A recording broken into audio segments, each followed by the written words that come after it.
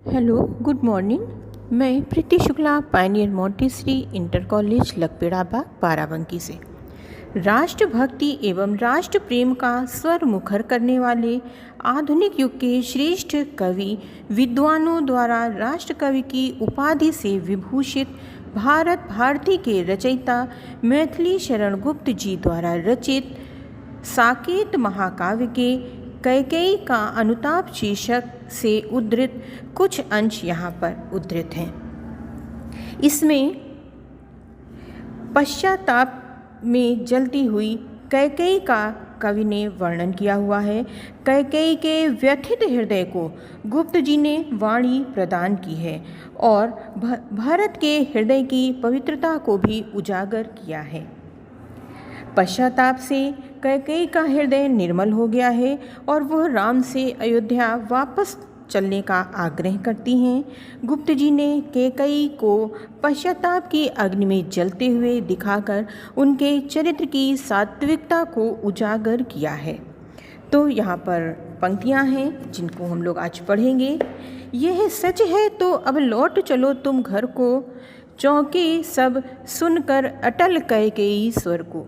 सबने रानी की ओर अचानक देखा, वैधव्य तुषाराव्रता यथा विधुलेखा। बैठी थी अचल तथापि असंग तरंगा, वह सिंही अब भी हाहा गोमुखी गंगा। हाँ, जनकर भी मैंने ना भरत को जाना, सब सुन ले तुमने स्वयं अभी यह माना। यह सच है तो फिर लौट चलो घर भैया, अपराधीन मैं हूँ तात तुम्हारी मैया। यहाँ पर कैकेयी जो है वो अपने पश्चाताप को व्यक्त करते हुए कैकेयी कहती हैं।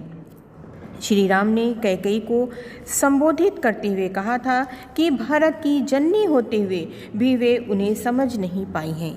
उसी बात को लक्ष्य करके कैकेयी राम से कहती हैं कि यह सच है तो अब लौट चलो तुम घर को। हे राम, यदि तुम्हारी बात सत्य है कि मैं माँ होते हुए भी भरत को समझ नहीं पाई, तो अब तुम घर को लौट चलो। अर्थात अपनी नासमझी में मैंने जो तुम्हारे वनवास की कामना की थी, मेरी उस भूल को तुम भुला दो। चौंके सब सुनकर अटल कैकेयी स्वर को। तो इस प्रकार से जब कैकेयी जो है वो जिन्होंने भगवान राम को वनवास दिलाया था, अपना वरदान मांगा था, आज वही कैकेयी जो हैं वो रामचंद्र जी से वापस चलने के लिए कहती हैं। तो कैकेयी के इस दृढ़ स्वर को सुनकर सब चौंक उठे। सबने अचानक रानी कैकेयी की ओर देखा, अटल कैकेयी स्वर को। कैकेयी के इस अटल स्वर को सुन करके सबने कैकेयी की ओर देखा। उस समय वैधव्य तुषाराव्रता यथा विधुलेखा। उस समय रानी कैकेयी जो हैं वो विधवा के वेश में सफ़ेद वस्त्र धारण किए हुए, श्वेत वस्त्र धारण किए हुए ऐसी प्रतीत हो रही थीं मानो कोहरे से ढकी हुई कोई चांदनी हो। वैधव्य तुषाराव्रता, बर्फ से ढकी हुई कोई चांदनी हो, इस प्रकार से वो दिखाई दे रही थीं, कोहरे से ढकी हुई प्रतीत हो रही थी। यद्यपि बैठी थी अचल तथापि असंग तरंगा। यद्यपि कैकेयी जो है वहाँ पर निश्चल बैठी हुई थी, अचल निश्चल बैठी हुई थी, शांत थी। तथापि असंग तरंगा, फिर भी उनके हृदय में अनेक प्रकार की भाव उत्पन्न हो रहे थे, अनेक प्रकार की लहरें कैकेयी के हृदय में निरंतर उठ रही थीं। वह सिंही अब भी हाहा गोमुखी गंगा, जो सिंहनी के समान रूप धारण करने वाली थी, जो युद्ध करती थी, शेरनी के समान, सिंहनी के समान वीर रूप को धारण करती थी और इस प्रकार से युद्ध करती थी, वही कैकेयी अब गोमुखी गंगा के समान शांत निश्चल यहाँ पर बैठी हुई हैं। कवि कहते हैं कि आज कैकेयी जो है, जो सिंहनी के समान दहाड़ती थी, वीरता के साथ युद्ध करती थी, आज वही कैकेयी जो है गंगा के समान शांत, शीतल और पवित्र हो उठी थी।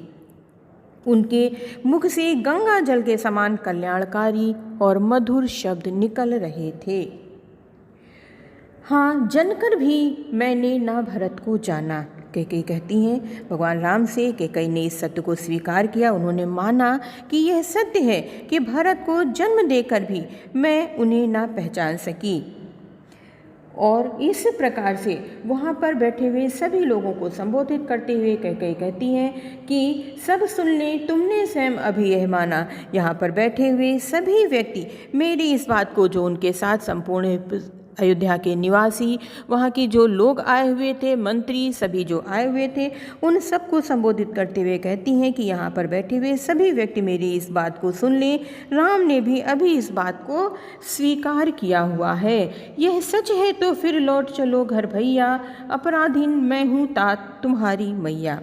कैकेयी कहती हैं कि हे राम, यदि यह बात सच है तो तुम वापस, यदि यह बात सत्य है कि मैं भरत को जन्म देकर भी उसे अच्छी तरह से पहचान नहीं पाई हूँ, मैं उसे हृदय से समझ नहीं पाई हूँ, तुम्हें वन भेजने में यदि उसका कोई भी हाथ नहीं था, यदि ऐसा तुम जानते हो तो मेरे अपराधों की सज़ा तुम भरत को क्यों देते हो? तुम्हें वन भेजने में वास्तविक अपराधिनी तो तुम्हारी यह माता है। इसलिए अपराधीन मैं हूँ तात तुम्हारी मैया, कि तुम्हें वन भेजने में तुम्हारी अपराधिनी तुम्हारी यह माता है। इसलिए तुम्हारे दंड की भागी भी मैं ही हूँ, मुझे ही उस दंड को मिलना चाहिए। इसलिए तुम जो भी चाहो मुझे सब वैसा दंड प्रदान करो, और परंतु तुम अपने घर, अपनी अयोध्या वापस लौट चलो। यदि तुम ऐसा नहीं करोगे तो यह भरत के लिए दंड स्वरूप ही होगा। फिर यह कौन सा न्याय है कि मैं अपराध करूं और उसका दंड भरत को प्राप्त हो। इसलिए ही राम, तुम मेरे कहने से अपनी अयोध्या नगरी को वापस लौट चलो। तो बच्चों, ये तो इसकी व्याख्या हो गई, जो हमने आपको अभी ये जो पंक्तियाँ दी हुई हैं इनकी व्याख्या हो गई। अब इसका काव्य सौंदर्य देखते हैं। तो यहाँ पर इनकी क्या क्या विशेषताएं हैं जो कवि ने यहाँ पर लिखा है। कैकेयी का वर्णन किया है, भगवान राम के काव्य को यहाँ पर दिखाया है। तो उसमें दुख ने कैकेयी को मलिन और उदास बना रखा है, क्योंकि कैकेयी क्या थी, बहुत ही वीर थी, वीरांगना थी। इसी कारण कवि ने उसे कोहरे से ढकी चांदनी के समान कहा है। कवि ने कैकेयी के परिवर्तित स्वरूप की अनुपम कल्पना की है, उनका स्वरूप परिवर्तित हुआ है। इसी कारण उन्होंने उन्हें सिंहनी के रूप में बताया है, कि जो पूर्व समय में सिंहनी थी, आज वर्तमान में वो गोमुखी गंगा के समान शांत और पवित्र दिखाई दे रही हैं। कैकेयी पश्चाताप की अग्नि में निरंतर जल रही हैं। उनका हृदय पश्चाताप की अग्नि परीक्षा में निर्मल हो उठा है। प्रस्तुत पद्य की जो पंक्तियां हैं वो साहित्यिक खड़ी बोली हैं। कवि ने साहित्यिक खड़ी बोली का प्रयोग किया हुआ है। प्रबंधात्मक शैली में लिखा हुआ काव्य है। यहाँ पर अलंकारों का जो प्रयोग कवि ने किया है, तो उसमें उत्प्रेक्षा, उपमा और रूपक अलंकारों का कवि ने प्रयोग किया हुआ है। यहाँ पर उपमा दी गई है, तुषारावृता यथा विधुलेखा, चंद्रमा की किरण के समान बताया है।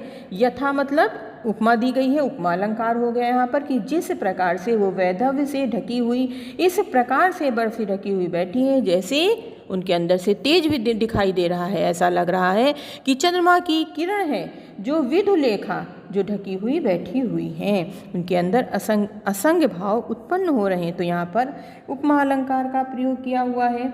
इस प्रकार से कवि ने उपमा, उत्प्रेक्षा और रूपक अलंकारों का प्रयोग किया है। शांत रस में लिखे हुए पद्य हैं। शब्द शक्ति लक्षणा का प्रयोग किया हुआ है और प्रसाद गुण है। छंद में बच्चों ये सवैया छंद है, जैसा कि आप जानते हैं। ठीक है, थैंक यू बच्चों, आज इतना ही।